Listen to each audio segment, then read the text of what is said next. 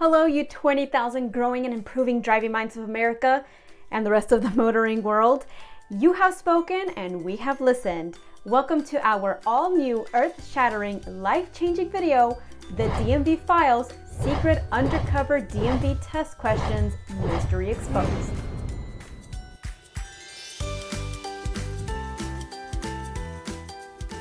Okay, to be fully transparent, this video probably won't shatter the earth, but it does have the potential to transform your life by helping you evolve from a pedestrian to a traveler on four wheels. Anyhow, today's video is especially for all you beautiful contributors and your thought-inspiring comments. That's right, we went over your gazillion and one comments with a fine-tooth comb and specifically picked out DMV test question topics you found that weren't covered in any of our previous videos. And because you took the time to share with us, we figured that the least that we could do was a little research and provide some guidance based on your very real and personal DMV test experiences. So here's what we're going to do today. It's a little different than our other countdown style videos, but I just know it's going to be a great help to you future test takers. And because we don't have the actual answers to these DMV questions, we're going to look up the topic in the DMV Handbook and break it down together. That way, you'll really get to know a topic that will very possibly show up on your DMV test. And when you see the test on the topic on your test, you won't panic. You might even do a little happy dance in your head, please, because you will be prepared to answer these questions correctly. Anyway, let's do this darn thing, and in no particular order, because that's how your DMV test will be. Special shout out to YouTuber ChrisLoon9312, who gave us 2 servings of food for thought, beginning with this. Just renewed my California driver's license today, and there were 2 questions that I had never seen before. One question concerned NEV signs and what they mean. So let's discuss NEVs. Looking at the DMV Handbook, we see that NEV stands for Neighborhood Electric Vehicles. There's also LSVs, which are low-speed vehicles. So think golf carts or other similar vehicles. Whatever you call them, just remember that they can reach a max speed of 25 miles per hour and are restricted from driving on roads with speed limits greater than 35 miles per hour. For the DMV test, make sure you know about the signs and markings used for NEVs. As the DMV says, watch for slow-moving vehicles when you see these signs or markings. NEV use only, NEV route. The second question from ChrisLoon9312 was, how long can a vehicle remain parked on the freeway? The answer to this tricky question can be found under the heading Illegal Parking. If we scroll down a bit, we see the answer to Chris's question is 4 hours. But don't take it from me, here's exactly what the DMV has to say. If you must stop on a freeway, park completely off the pavement and stay in your vehicle with the doors locked until help arrives. A vehicle that is stopped, parked, or left standing on a freeway for more than 4 hours may be removed. So just to clarify, you should not park on the freeway, but if you must stop for an emergency, now you know you have 4 hours to move it before someone else removes it for you. Our next DMV test whodunits come from YouTuber 949Drew, who was literally mind-boggled, in his words, by a few questions he missed on that DMV test. For starters, he asks, how do you dry out wet brakes? The answer to that humdinger can be found under the section about skids. The very last paragraph in that section reads, if your brakes get wet, you can dry them by lightly pressing the accelerator and brake pedals at the same time. Only do this until the brakes dry. Got that? Here's an example to help it sink in. If you feel your brakes are wet, so for example, after you drive through a large puddle, you can test them by lightly tapping your brake. And if your vehicle pulls to one side or maybe the brakes don't hold as tight, your brakes might be wet. So you can dry them off by driving very slowly while also applying light pressure to the brakes. In other words, by lightly pressing the accelerator and brake pedals at the same time. At 949Drew's second question is, what do you do when you drive over packed snow? Excellent question, and one that we often overlook down here in Southern California. But snow is very common up in the mountains and parts of Northern California as well, and many other states that you may drive in. So it's so important to learn this question, not just for the DMV test, but for real life too. So packed snow first makes an appearance in the DMV Handbook Ice and packed snow on the road can cause your vehicle to skid. This is even more likely if you are driving too fast or going downhill. Drive slowly and leave space between your vehicle and the vehicle ahead of you. And then we see packed snow mentioned again with the answer to Drew's questions under the section slippery roads. Rain, snow, or mud can make the road slippery. Drive more slowly than you would on a dry road and adjust your speed for different road conditions. Wet road, reduce your speed by 5 to 10 miles per hour. Packed snow, reduce your speed by half. Ice, reduce your speed to no more than 5 miles per hour. As you can see here, when we drive on packed snow, we need to reduce our speed by 50%. And please do, take it from me, who as a teenager was driving on packed snow, took a turn at the posted speed limit, and ended up stuck in a ditch. I wish I would have known to cut my speed by half in that situation, but now we all know what to do. And one last insight from @949Drew about hand positions on the steering wheel. Drew says, in my day it was 10 and 2, now they've changed it to 9 and 3. Well, this is a tricky one because the DMV used to promote 10 and 2 hand positions for the best steering control. And generally speaking, DMV examiners really just cared that drivers kept both hands on opposite sides of the wheel. So 10 and 2, 9 and 3, and 8 and 4 were all acceptable depending on the driver's preference, the size of the steering wheel, etc. However, the technique for proper placement of your hands on the steering wheel has evolved over the years with the National Highway Traffic Safety Administration, or the NHTSA, now recommending the techniques known as 9 and 3 and 8 and 4 due to the added safety they provide from potential airbag injuries. So if we turn to the California DMV Handbook, we see that these NHTSA steering wheel recommendations have made their way here too. Under the section Controlling the Vehicle, the DMV says, to control your vehicle, it is critical to keep both hands on the wheel whenever possible. And then they go on to list 2 recommendations for dual hand steering. For hand-to-hand steering, which is also known as push-pull steering, the DMV says to start with your hands at 9 and 3 o'clock or 8 and 4 o'clock. For hand-over-hand steering, the DMV says to start with your hands at 8 and 4 o'clock. They also mention that one-hand steering should be avoided except when backing up or in situations where operating vehicle controls requires you to remove a hand from the steering wheel, like using a stick shift, turning on your windshield wipers, or sneezing. Anyhow, if steering wheel hand positions come up on your DMV test, now you'll be better equipped to get this one right.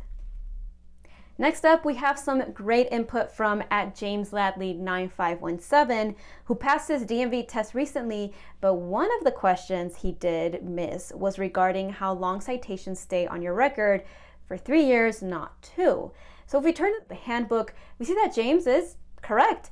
Let's take a closer look under the section Points on your driver's record. As you can see here, it reads, traffic convictions and collisions stay on your record for 36 months or longer, depending on the type of conviction. In other words, if you are convicted, the traffic ticket citation or collision will stay on your driving record for at least 36 months, which, as James shared, is 3 years, not 2. So yet again, another DMV secret revealed. Thank you, James. While we're talking points on your driver's record, let's visit another topic brought to us by test passer at Swift Sunset, who saw a few questions they had never seen before, and one of them said something like, the court will notify the DMV after a moving citation. Looking at the DMV Handbook, once again, we see something very similar to what at Swift Sunset found, where it says, each time you are convicted of a moving traffic violation, the court notifies the DMV. The conviction is placed on your driver's record. So, if you get a question asking when the court will notify the DMV of your moving violation, remember that the answer is each time you are convicted. If you're not convicted, then the court will not notify the DMV. Maybe this old children's nursery rhyme from 1799 will help. The court shall telleth the DMV when thou art ticketed death, but only when thou art found guilty and convicted at death. Who knew that the DMV existed back in 1799, even before motor vehicles themselves had been invented? Next up, at Josh's 4689 brings up the unpleasant topic of manslaughter that at Denver Kissinger confirms was on his test too. One question was manslaughter, how many years do you get? If we take a gander at the DMV Handbook, we see an entire section about evading law enforcement. And in that section, we find the only place in the handbook where the word manslaughter is mentioned. A person convicted of manslaughter resulting from evading law enforcement during a pursuit is subject to imprisonment in a state prison for a minimum of 4 to 10 years. More simply, if you get caught up in a police chase with the cops and kill someone, you will be going to prison for a minimum of 4 to 10 years. Now, some people have asked what exactly manslaughter is. It's basically the crime of killing someone accidentally or without intention. So for example, if someone is street racing, loses control and kills someone, that's manslaughter. In our example, if you're fleeing from the cops in your car and you end up killing someone in the process, even if you didn't mean to, you will be going to jail for at least 4 to 10 years. So please, if you get pulled over by police, don't run. It will only add to the potential negative consequences, and odds are you won't get away anyways. We have 2 great mysteries to investigate thanks to echoes fading. This first is about the punishment for hit and run. Let's turn to the handbook under the heading What to Do If You Are in a Collision, where the DMV defines hit and run. Failing to stop or leaving the scene of an accident is called a hit and run. The punishment is severe if you are convicted of a hit and run. Nice. Okay, well, no, not nice, but now we know that, what a hit and run is and that the punishment is severe. So turning back to the DMV Handbook under the section Suspension or Revocation, we see just what severe punishment is. DMV will revoke your driving privilege if you are convicted of a hit and run or reckless driving that resulted in injury. Courts also have the authority to suspend a person's driving privilege. To put it in another way, your driving days are over and done when hurting folks with a hit and run. Moving on, At Echoes Fading introduces another great test topic we need to discuss. Children under 8 years old may ride in the front seat of a vehicle in a federally approved child passenger restraint system under the following instance. We uncover the answer to this question under the section Child Restraint System and Safety Seats. While kids who are under 8 years old or less than 4 feet 9 inches tall should almost always be secured in a child seat in the back seat of a vehicle, there are some exceptions to this rule, as At Echoes Fading has pointed out. In some cases, children under 8 years old may ride in the front seat of a vehicle in a federally approved child passenger restraint system, and they may ride in the front seat if there is no rear seat, the rear seats are side-facing jump seats, the rear seats are rear-facing seats, the child passenger restraint system cannot be installed properly in the rear seat, all rear seats are already occupied by children 7 years old or younger, medical reasons prevent the child from riding in the back seat. So now you know, here are some instances where children under 8 years old can ride in a child seat in the front of a vehicle. So thank you so much for sharing that at Echoes Fading. At Venkat ASMB brings us a stellar question about what to do at a railroad crossing if the gate is not lowered and red lights are still flashing, but there's no train approaching. If we take a look-see in the handbook, we find a whole lot of information about what to do at train crossings in the section near railroad or light rail tracks. There are actually a few questions that could appear on your real test, so let's take a quick look at everything the DMV has to offer here. Pay attention to this first part because there is a genuine DMV question that goes like this. You are approaching a railroad crossing with no warning devices and are unable to see 400 feet down the tracks in one direction. The speed limit is, if we read the first paragraph, it gives the answer right away. The speed limit is 15 miles per hour within 100 feet of a railroad crossing, and you cannot see the tracks for 400 feet in both directions. Did you get that? 15 miles per hour when there are no warning devices and are unable to see 400 feet down the tracks.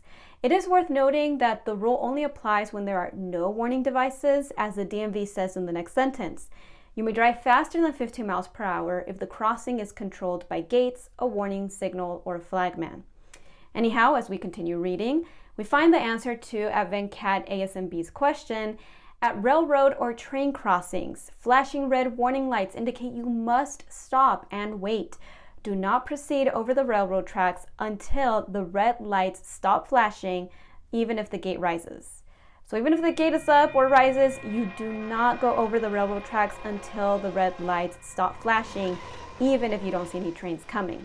Now, before we leave this topic, let's go over the rest of the train track rules, as there are a few more pointers here that definitely can show up on your test in the form of a question. When the crossing devices or a person warns you a train is coming, stop at least 15 feet from the nearest track. Remember this next one for sure. It is a part of a real test question. Do not go under lowering gates or around lowered gates. If the gates are lowered and you do not see a train approaching, call the posted railroad emergency toll-free number or 911. Just remember, you can go under or around railroad crossing gates under no circumstances. Stop, look, and listen. If you see a train coming or hear a horn or a bell, do not cross. Many crossings have multiple tracks, so look in both directions and only cross when it is safe. Expect a train on any track at any time, traveling in either direction. This next one has been known to show up on tests as well. Never stop on the railroad tracks, wait, and do not begin proceeding if you do not have enough room to completely cross the tracks. If you are on the tracks, you risk injury or death. Just remember, never cross train tracks unless you have enough room to completely cross the tracks. And another topic you may see, watch for vehicles that must stop before they cross train tracks. These vehicles include buses, school buses, and vehicles marked with a hazardous materials placard. Just remember that vehicles, including tank trucks marked with a hazardous materials placard, must stop before crossing tracks. Okay, that's a lot of information about train tracks and railroad crossings, but I guarantee you'll definitely see at least one of those questions on your test, if not more. Next on the docket is baby talk, or should I say, let's talk about babies and whether we should be leaving them in cars. This topic was brought up by @redeyed and is a great example of how sometimes DMV tests can have a few double whammies when you see the same topic discussed in multiple questions. @redeyed shares, I remember there being a question saying, when is it okay to leave a baby in a car? I said never, and the answer was with a child 12 and over. Then a few questions later being asked pretty much the same thing, just worded differently, and I got it wrong because the answer was never. That's tough business because not knowing the regulations here cost our red-eyed friend 2 missed points. As we turn our attention back to the DMV Handbook, we see the section Unattended Children and Pets, and it covers both questions in 2 short sentences. It is illegal to leave a child who is 6 years old or younger unattended in a vehicle. A child may be left under the supervision of a person who is at least 12 years old. Therefore, when it comes to babies, assuming it's safe to say that a baby is younger than 6 years old, you actually can leave them in a car as long as they are supervised by a person 12 years old or older.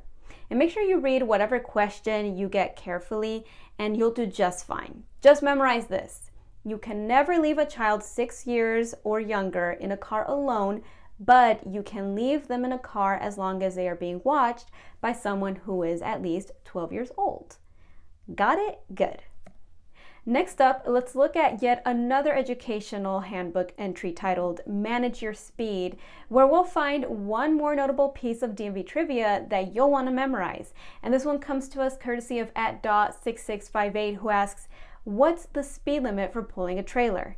As we can see here with our very own eyes, the DMV says, unless otherwise posted, the ideal maximum speed limit on most California highways is 65 miles per hour. It is 55 miles per hour on a 2-lane undivided highway and for vehicles towing trailers. Shall I repeat? It is 55 miles per hour on a 2-lane undivided highway and for vehicles towing trailers. One more time, for vehicles towing trailers, 55 miles per hour is the ideal max speed unless otherwise posted. And that's not all from our friend @.6658, who contributed another DMV topic to investigate by asking, where can you put stickers on your car? While there is no actual mention of any stickers in the DMV Handbook, there is a hidden gem in the other important roadway information section that unveils this DMV mystery. You must not put signs or other objects on the front windshield or side rear windows that block your view. Do not hang objects on the mirror.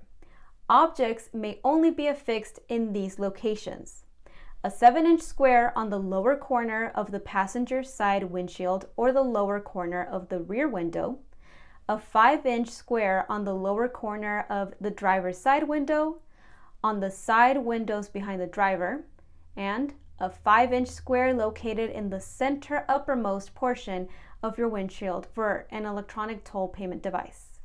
While all these numbers and locations seem a little much to memorize, hopefully you get the main point that any sticker, sign, or object stuck to your window needs to be put in a location that does not distract your driving vision. In general, try to remember 7 inches for passenger side window and rear window, 5 inches for driver's window and front windshield, and the side window behind the driver, put it anywhere you want. Our next contribution comes to us from 75-year-old @GrabShot, who renewed his license, and one question he missed was something about yield ahead sign. While yield and yielding come up quite a bit in the handbook, there's only one mention of a yield ahead sign, and it's the picture we see here on this very colorful DMV Handbook page. Like the stop ahead sign warns you are approaching a stop sign, the yield ahead sign warns you that you are approaching a yield sign. Under the signs section, we see that the yield sign is a red triangle, and per DMV, it means slow down and be ready to stop to let any vehicle, bicyclist, or pedestrian pass before you proceed. So when we see a yield ahead sign, it warns or gives us a heads up that we need to be prepared to slow down or stop ahead. And you'll often see these stop ahead and yield ahead signs in places where you might not be expecting to have to slow down or stop. One example would be on a higher speed road where you need more time to prepare to reduce your speed in case you need to stop. And another example might be on a hilly or curvy road where you can't see very far ahead. The yield ahead sign gives you forewarning that you need to be prepared to reduce your speed ahead. All right, everybody, we made it to the end of this video. Please help us dominate the YouTube algorithm by liking and subscribing to this video. And if you really like us, then just rewatch this video a few million times too. Okay, all, thanks again. I really do appreciate you, and best of luck to anybody who is watching and has an upcoming DMV test. You can do it. Just take it one question at a time, and when all else fails, just use a little common sense. You got this. Until next time, from Permit Quiz Liz and everyone at Drivers Ed Direct, please stay safe out there, everybody.